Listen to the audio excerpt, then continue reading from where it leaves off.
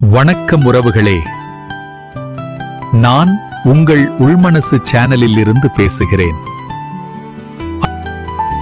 நம்ம பற்றி சில பேர் தவறா பேசுவாங்க. அத பேசித்தான் நம்மை பற்றி அடுத்தவர்களிடம் அவதூறாக பேசி அதனால் அவர்களுடைய கௌரவத்தை உயர்த்த வேண்டும் என்று அவர்கள் ஆசைப்பட்டால் செஞ்சுட்டு போகட்டும்.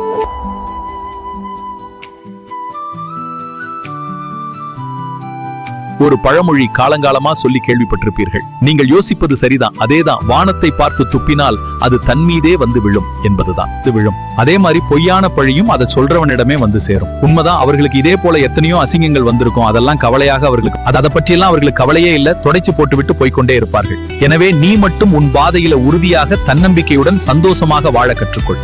சிங்கம் நடக்கிற பாதையில பல நாய்கள் குறைக்கும். ஆனா சிங்கத்தை நிறுத்த யாராலும் முடியாது. அதுக்காக சிங்கம் திரும்பி நின்று எல்லா நாய்களுக்கும் பதில் சொல்லிக் கொண்டிருக்க முடியாது. அப்படித்தான் நாமும் நமது வாழ்க்கை பயணத்தை தொடர்ந்து கொண்டே இருக்க வேண்டும்.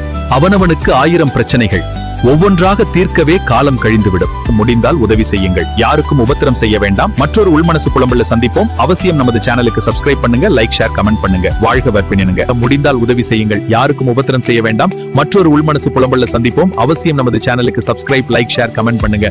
வாழ்க வளமுடன்.